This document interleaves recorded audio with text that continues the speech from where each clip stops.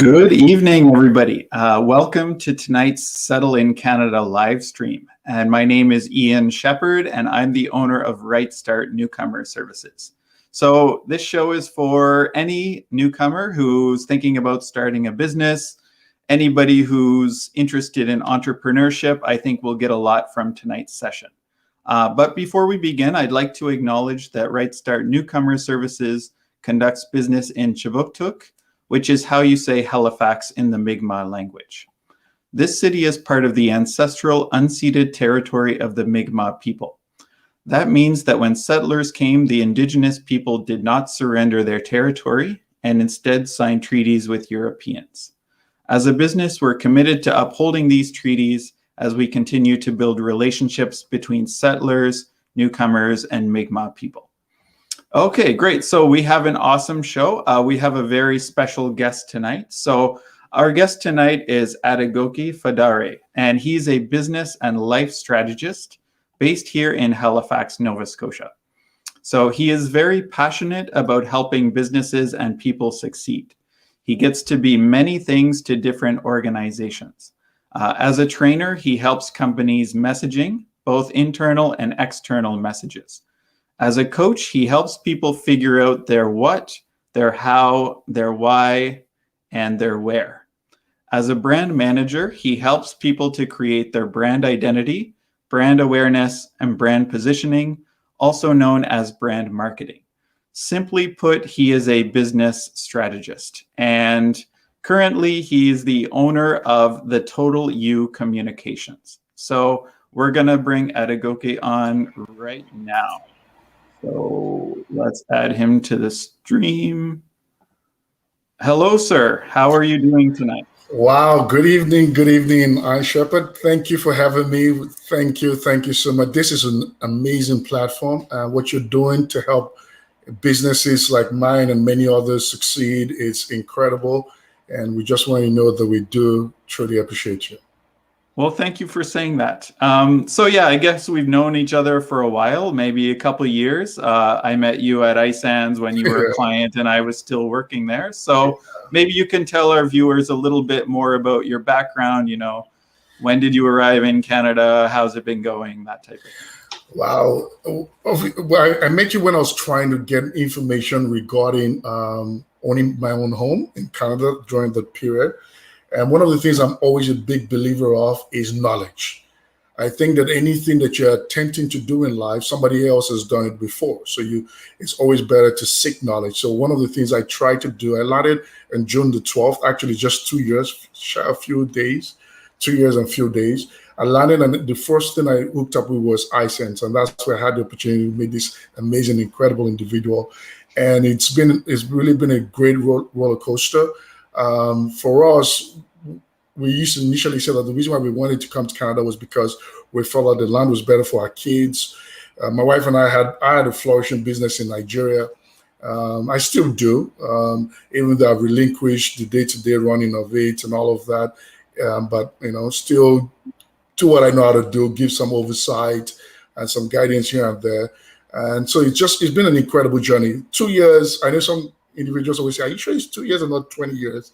It's just 2 years I've been in, and it's simply because I've been able to lean and glean from wisdom like people like Ian Shepherd, and so I'm really, really fortunate for that.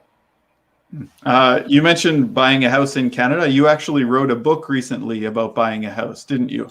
Tell us a bit about that. So one of the things I believe in life is that when you blaze a trail, or when you should be able to document your process. I come from what some people will call the third world nation, where we don't seem to document things. We're big believers on inspiration, but not on systems. So when I wanted to get my own home, I approached individuals who had gone ahead of me and asked them, what was the process? And nobody could give me from A to Z process of how to go about it. And that was sad, because I felt like if you've achieved something, you should make it easier for the people who are coming behind you. And so for me, I had to literally research the information from scratch, and I felt like it was important to document that. And so what I did was to write a book called Owning Your Own Home, New to Canada. It's for people who have been in Canada for 5 years and under, and it talks about the New to Canada program, talks about the entire process from my eye view as someone who has been able to do it, and it's something that I fully have received, fully have given. I've gotten a lot of reviews about it. I'm just excited, that I was able to add value, somewhere for someone coming behind. Mm-hmm. That's awesome. And yeah, we'll share a link to that as well as your current business. So your current business is called the Total You Communications. Can you tell us a little bit about that and maybe how you got started in Canada? Very interesting. So one of the things that I felt like it was, I, as an immigrant coming to Canada and having to start business, I felt like it was important to be able to offer people a hand, based on the skill sets I've discovered or developed over the years. There are certain principles that regardless of location will always work. Like I say that if you're a lizard in North America, you're a lizard anywhere else. Your status doesn't simply change because your location changed, okay? So it was important for me to be able to put those skill sets, to be able to help what I call immigrants, people who are probably starting afresh, because one of the challenges as an immigrant you face is the fact that what you were doing in your home country, you're kind of like unable to switch naturally into it because of many things. And one of the things that businesses offers you is it offers you the opportunity to want to do something like a fresh start, really, and which is what a lot of us are looking at. And I'm glad that this is starting right. I'm hoping to start this. And so I started Total You Communication so I could help people. Like you rightly said, as a trainer, I want to be able to help you with what I call your internal and your external message, which is all about your brand experience. Because many times what you are intending for people to get as a business owner might not be what people are experiencing. There might be a disconnect. So it's important for you to have people like me who are trainers who can sit with you, sit with your staff, figure out what your message is and ensure that that message is what people are experiencing.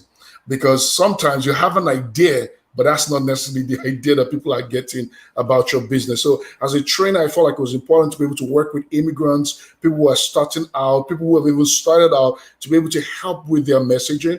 As a coach, I help you with what is your what is your how, what is your where, what is your why, which I think those are quick questions that you need to be able to answer in starting out this journey. And we're going to talk a bit about some of that tonight. So that's one of the reasons why Total You Communication was born, to be able to help immigrants, to start out. I'm hoping at some point in time, our company will be able to say, I want to work in 100 companies that will make 100,000 within this number of years. We're hoping to get into that, but, we also recognize that the journey of 1,000 miles starts with a step, and that's where we are right now. Exactly. Great. Yeah, maybe you can talk a little bit about who helped you sort of get started in Canada. So you mentioned ISANS was a good resource for you. Did you find other people or other organizations that could also help you get started with your multiple businesses here in Canada? Primarily, I would say ISANS. I really do have an incredible business counselor. She's been really tremendous for me. I do have something called ttyprince.com, which is an e-commerce where I produce. I always like to be creative. I design products, I launch products, and I push them out. One of the stuff I'm wearing is, this is one of the T-shirts I produced. So ISANS primarily in terms of my business has been because immediately I came into Canada, I knew what I wanted. My friend once said when I was about leaving Nigeria, said, "You're perhaps going to be one of the most prepared immigrants going to Canada." I was very prepared. I had done tons and tons of research. I've been working with ISANS long before I arrived. Okay. Yeah. I was working with ISANS more than 8 months before I arrived. Wow. So I was way ready. I'd done so many of the courses. And I wasn't coming to Canada to joke. Right. Yeah.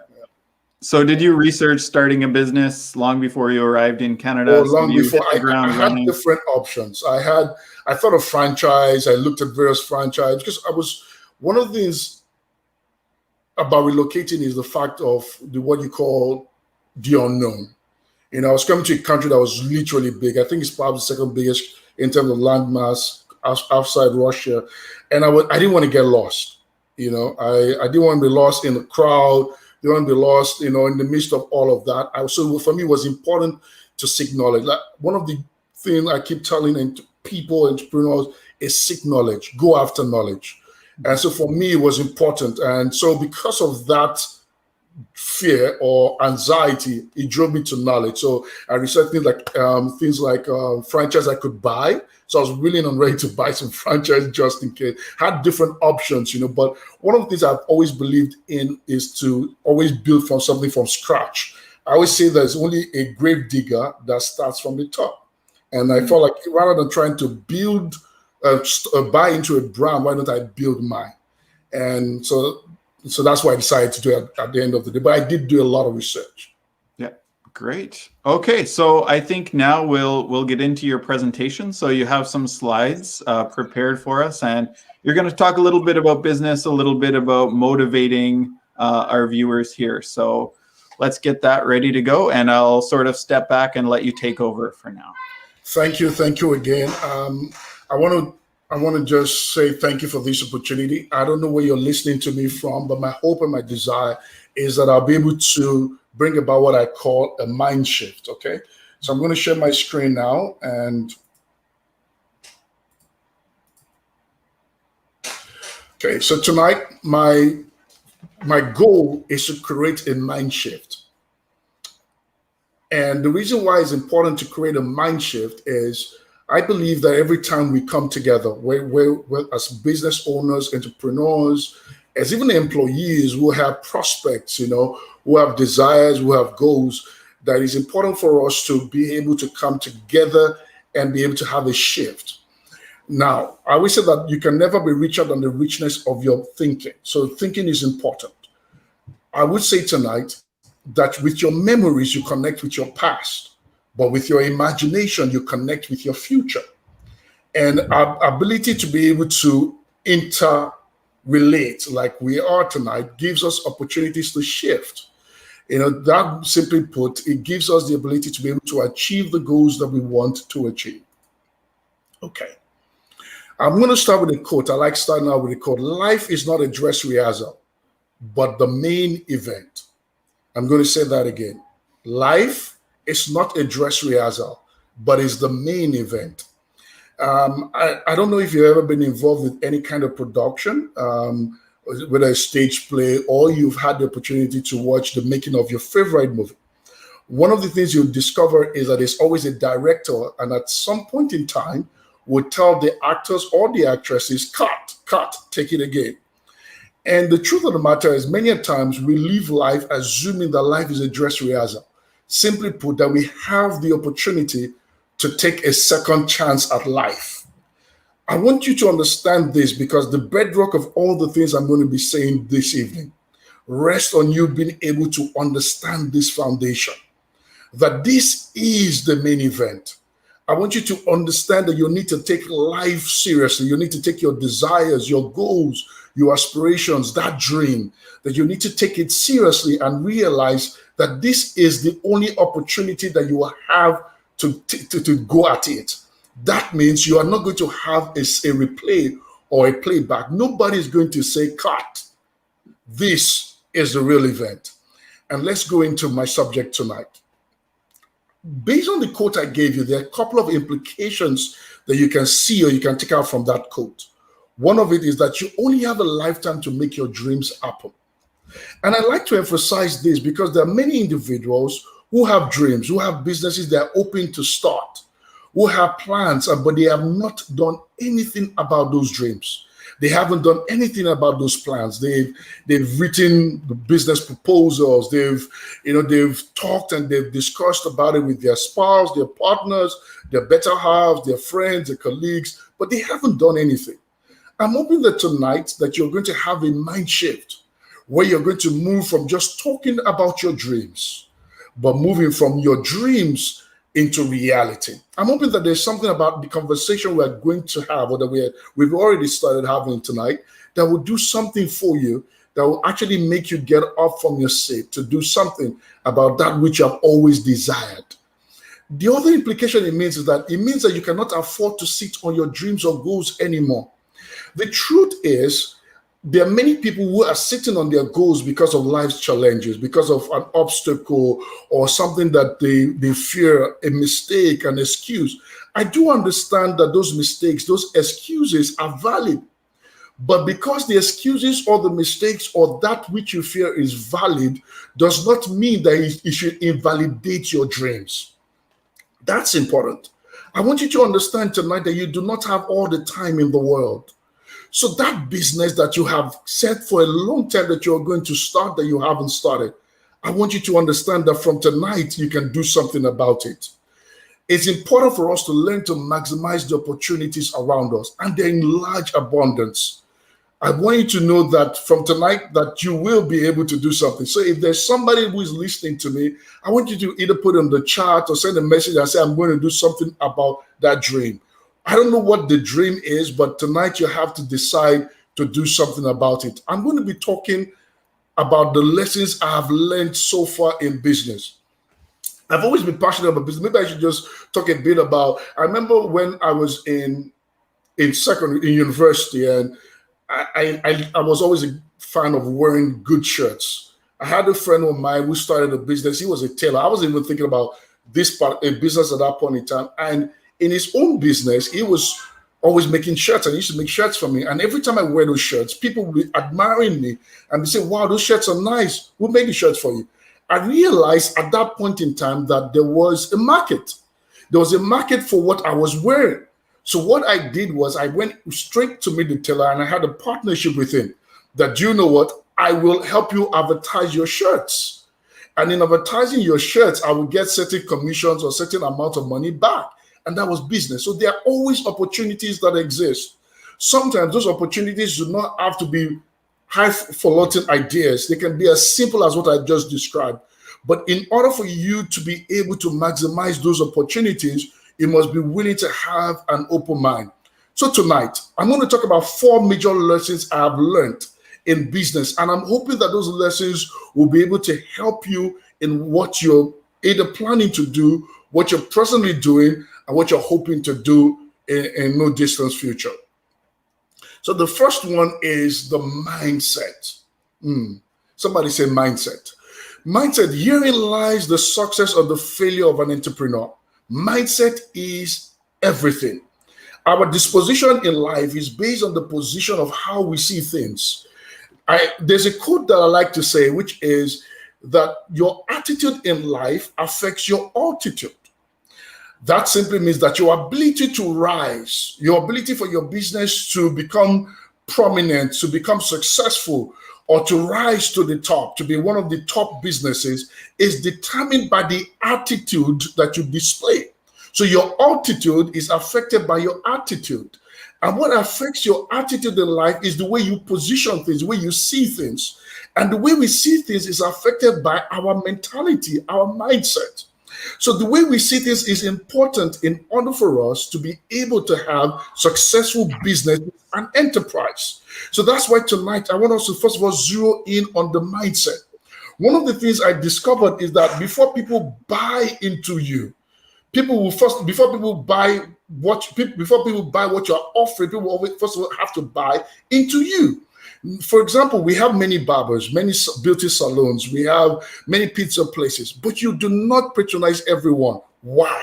Because it's not because somebody is offering something that you necessarily buy from them. You're buying from them because you have bought into them, either into their vision, into their service, in the way they conduct and their services and the rest. So it's important. Just like an employer wants to employ someone, puts out an advert, and you advertise for that particular position. Now, you send in your resume. Your resume speaks about what you're offering. But nobody is going to employ you primarily based on what you are offering.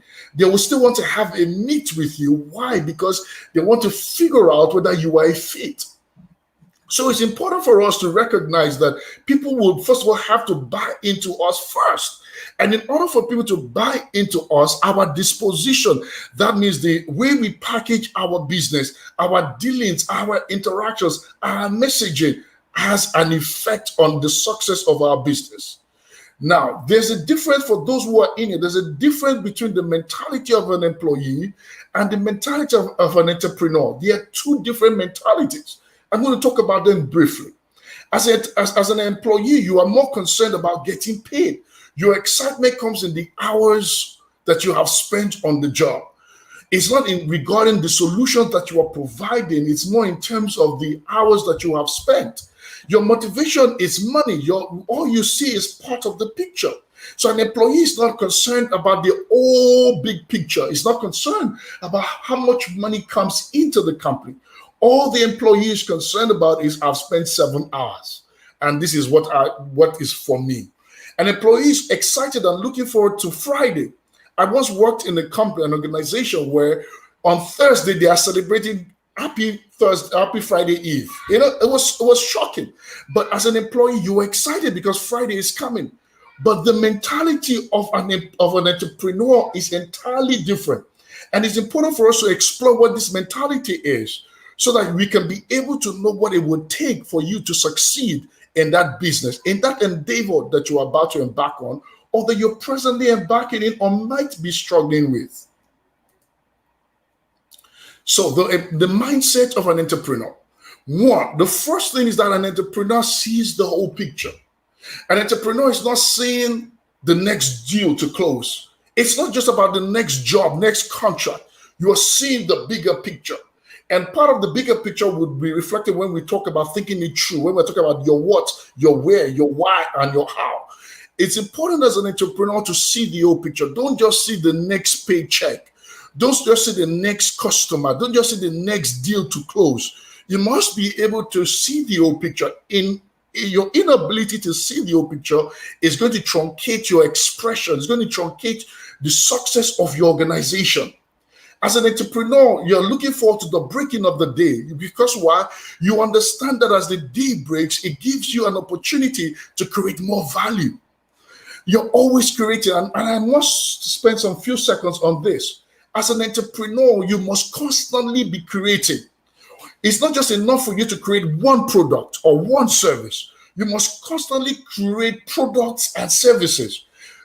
One of the biggest secrets of the big brands, whether it's Hyundai or Toyota or Apple or Samsung, is that they're constantly creating. You will see that they're always going to bring out a product on a regular basis. They're going to have different variations of their products. In order for you to be successful as an entrepreneur, you must constantly be creating. Listen, when your ability to command is based on the attention, your ability to command is based on what you are able to create. The more visibility you have, the more attention you are able to command. The more attention you are able to command, the more resources can flow to your organization. So the question I want to ask is, what is it that I need to create, and what do I need to constantly be creating? So that means that you do not just have a better product yesterday. Every single day, you must constantly be bringing out things. One of the things I'm excited about with entrepreneurship, I'm constantly creating. If I tell you the number of things I'm working on, you'll be surprised. I recently have created about 100 different products, and some of them I've never released them yet into the market. Why? I have enough product that will last me throughout the entire year, because you must constantly be innovating, constantly be creative. You must allow the creative juice to flow. One of the distinguishing factors of an entrepreneur and an employee is the ability to seek for problems. As an entrepreneur, you must constantly be finding problems. When people are running away from a problem, it's your opportunity to run towards it. Seeking to fine-tune it, seeking new knowledge. You're constantly improving. There's a quote that I use as a philosophical quote to all I do, which is, in order for you to be what you have never been before, in order to do what you've never done before, you must be willing to become what you have never been before. And in order for you to become what you have never been before, you always have to constantly reinvent yourself, to acquire new knowledge, to keep on seeking to improve. So if you are trying to be an entrepreneur, you must ask yourself, do you tick these boxes? As an entrepreneur, you are a solution provider. You are not one of those who complain about the problems. You find solutions to the problem.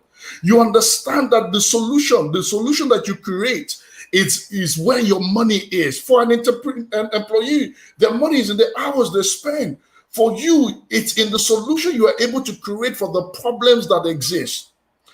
I need you to understand is that anywhere there are people, you always find problems. That should be exciting, because wherever human beings are, there will always be all kinds of problems. And you need to constantly be looking at what is the problem that exists within my environment. Okay. I hope somebody's getting something. If you're getting something, just come and put a chart and tell me what exactly it is that you're getting. It'd be nice. The next lesson I've learned is that as an entrepreneur, you must think it through. This is vital. As an entrepreneur, you must figure out what is your what. You said that you're running an eatery business, you're running a photography business, you're doing a carpentry business. What is your what? What is your how? What is your where? And what is your why? Let me explain. I want to start out by talking about what is your where. Your where speaks about your final goal, your destination, the picture, the vision that you have. That means that as an organization, you must have a vision. What does the future look like? I say that a vision is the picture of your desirable future. What is the picture of your future that you see?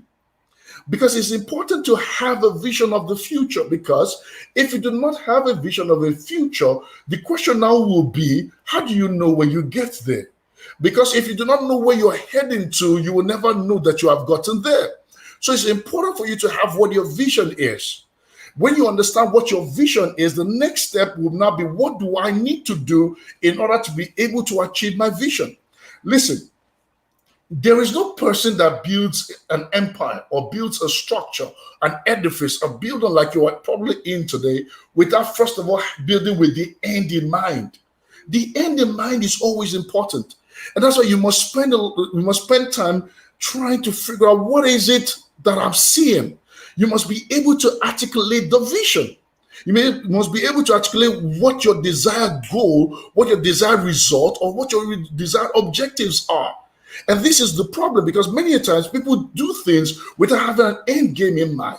As a result of that, they're not able to scale up the way they should. Second thing is, when you discover your where, you need to now discover my what.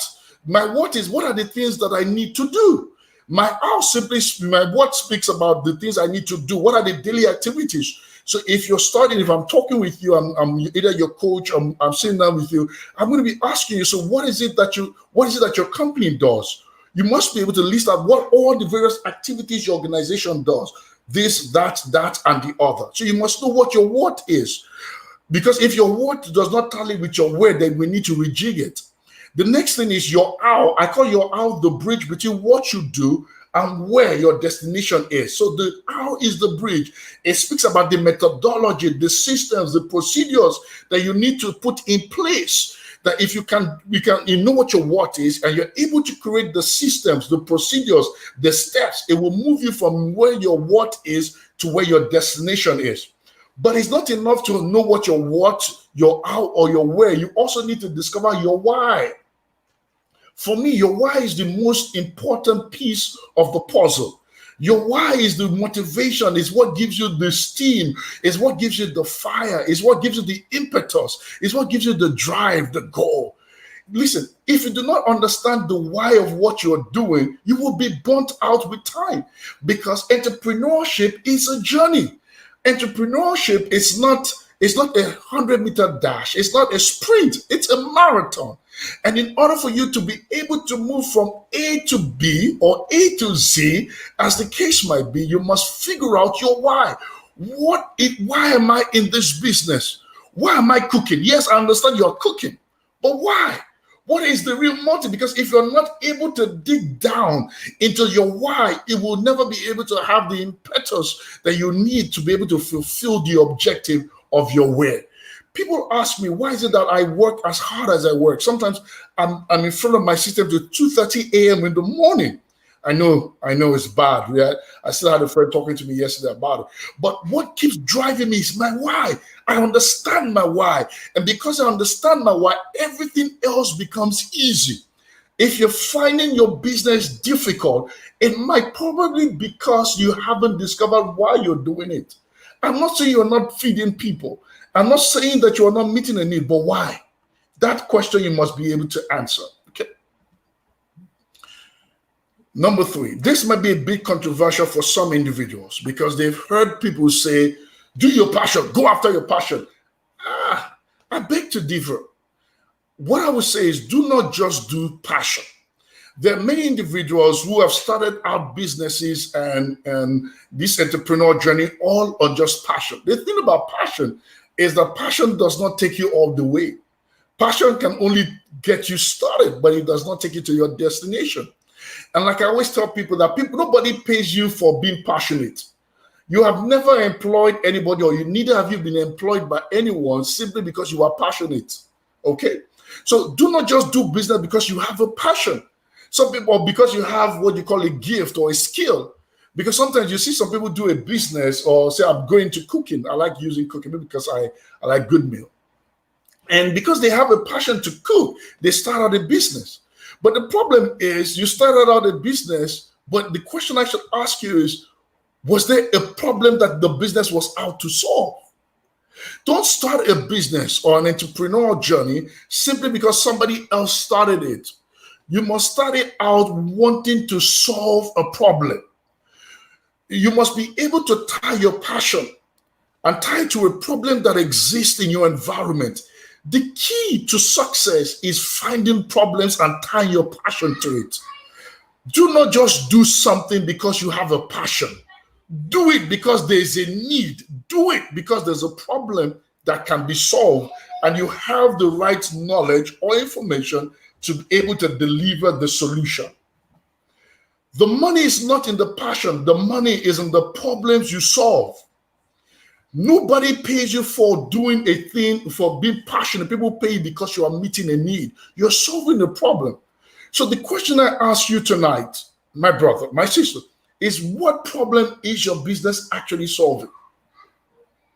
What problem are you solving? And it's a question you must be honest and you must be able to ask yourself. What am I solving?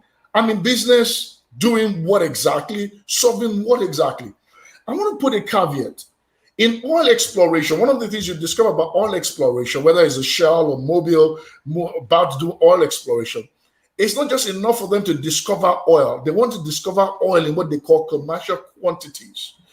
That means that when you're looking for problems, you're not just looking for a problem that is just for a few individuals.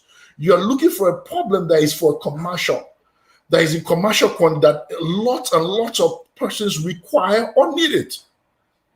There's sometimes that people play into what they call, because we are all immigrants and we come into Canada, we belong to certain nationalities. And the truth of the matter is, a lot of our nationalities, the number of persons are limited. So if you're playing to a small base, you're going to have small resources or limited resources. So I want to challenge you to think about problems, but think about it in commercial quantities. Think about it, the number of persons that have that need, the number of persons that require that solution that you have to solve. It's important. You are in the business of problem exploration. The answer you give to this question is very vital. Okay.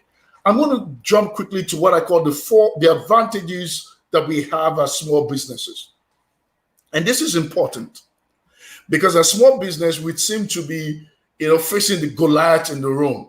And one of the things that big businesses, established businesses need to understand, and I think especially in Canada, is the demographics are changing. And so what has worked for them all these years might not necessarily work. So they always need to recognize that their greatest threat is not the fellow Goliath out there. It's not the fellow giant that they see out there. Your greatest threat as an established business is the David that comes from your blind side.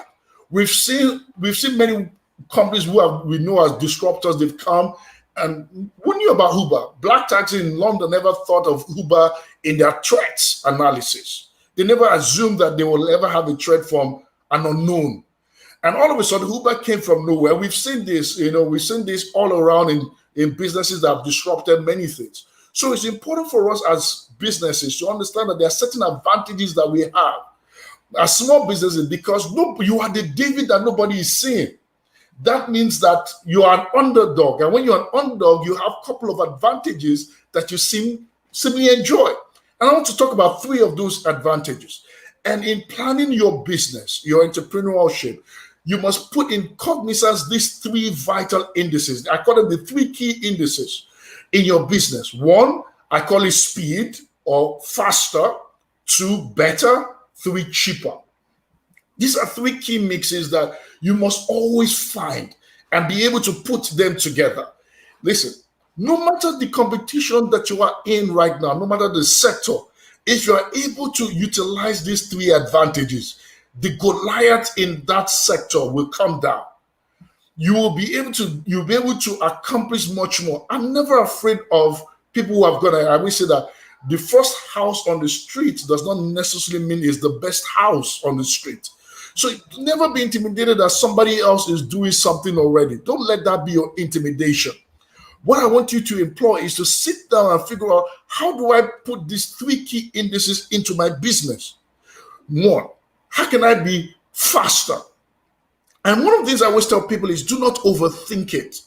I say too much analysis leads to paralysis. There are too many individuals that are trying to perfect the plan.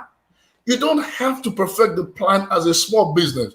Your logo does not have to be the perfect logo. You will see that even Instagram over time has modified their logo. You see Facebook over time has modified their logo. So there are many things that you can rejig as you are going along the way. So do not overthink it. So I'm just curious tonight, that what is it that you are not doing yet because you're overthinking it? You're doing too much analysis. One of your greatest strengths as a small business is speed. The ability to adapt quickly, the ability to bring out products quickly.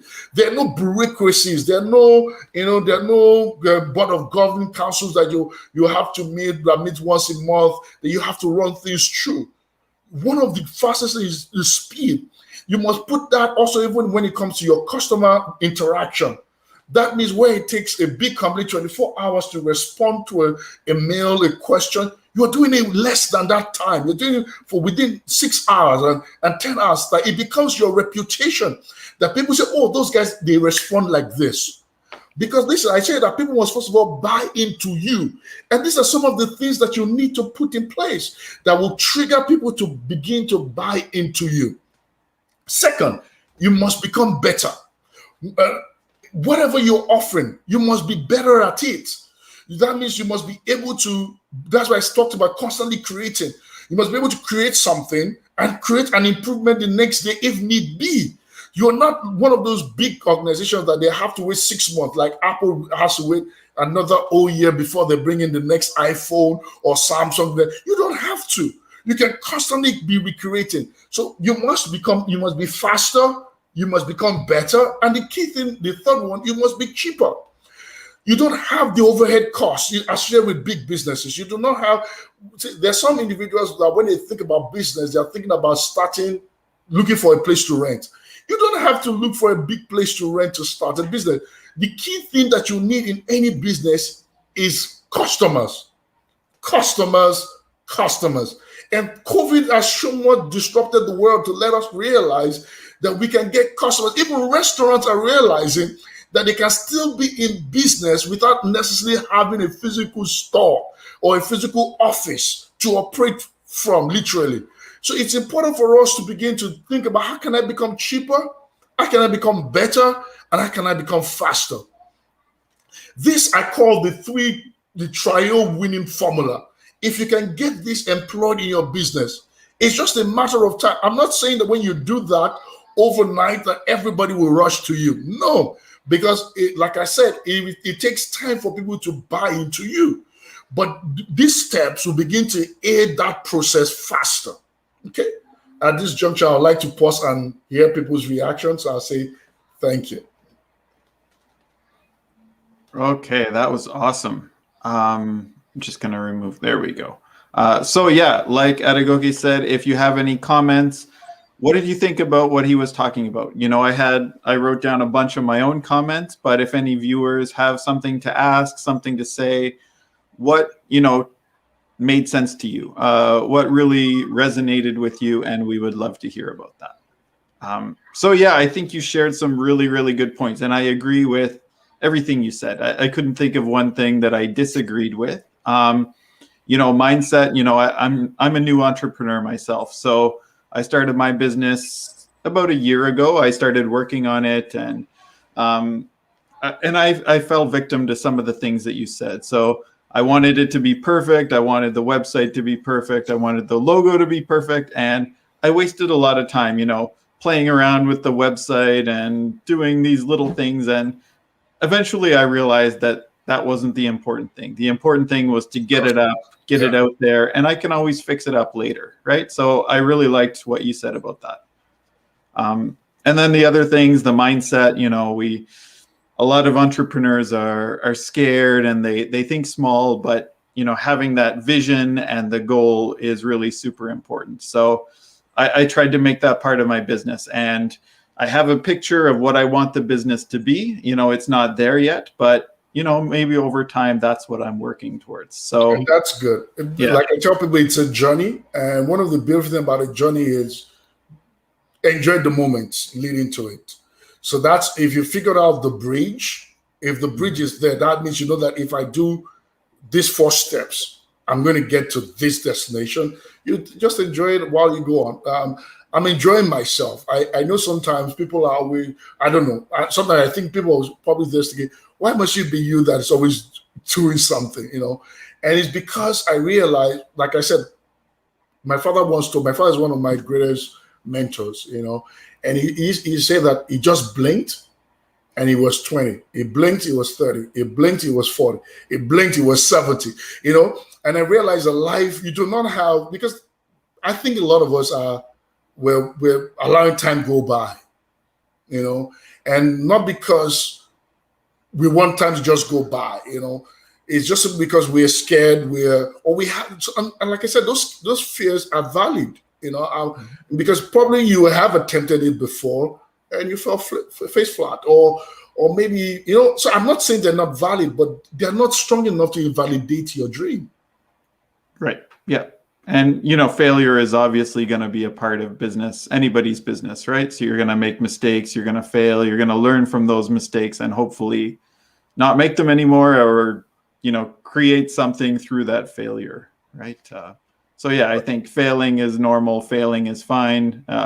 It's not fine if you lose all your money and go bankrupt, but try to make frequent errors, just not super huge ones that are going to. That's why things like, right start is important. Those are very vital, people that, because like anything you're trying to do, anything, somebody else has done it before. Mm-hmm. I always say, do not try to reinvent the wheel. There's no need to reinvent the wheel. Anything you're trying to do, somebody else has done it. If somebody else has done it, then find a playbook. Yeah.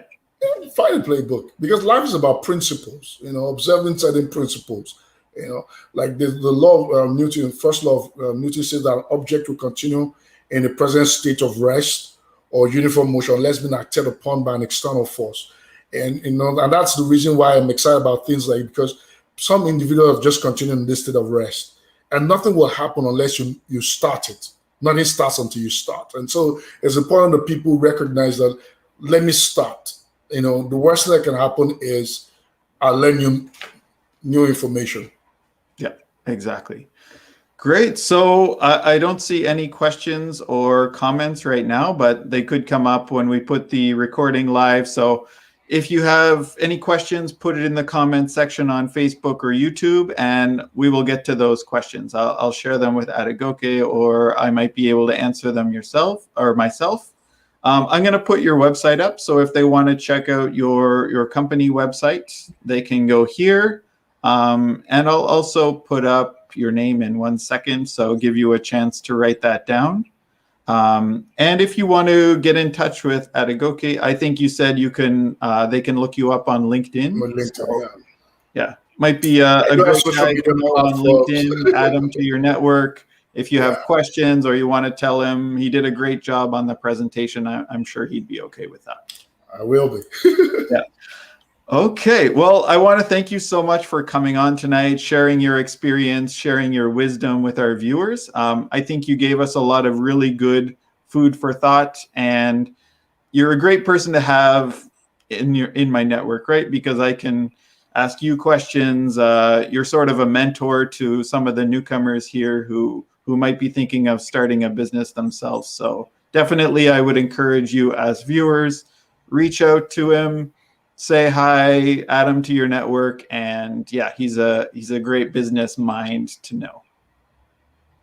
Thank you for the kind words. Well, you're welcome. So thank you guys so much. Thank you again, Adegoke. Thank you for viewing, Thank you and for we having will be me. back Thank you. next week. So good Bye-bye. night, everybody.